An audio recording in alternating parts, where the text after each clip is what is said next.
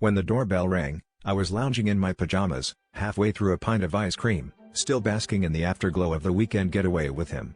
I shuffled to the door, assuming it was the delivery I'd been expecting, but instead, I was met with a woman who looked like she'd stepped out of a reality show, hair perfectly tousled, makeup flawless, but her eyes were steely and determined.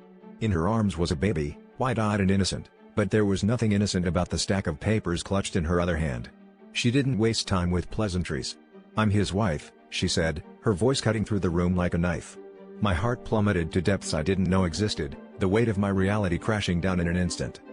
The world spun, and I felt like an actress in a drama I hadn't auditioned for.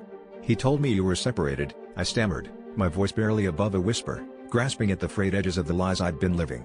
Her laugh was sharp, mirthless, and she thrust the papers at me.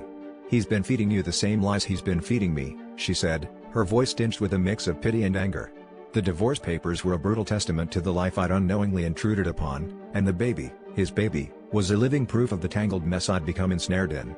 My mind raced back to every whispered promise, every stolen moment, and I felt the bile rise in my throat. As she turned to leave, she paused, looking back at me with a mixture of triumph and sadness.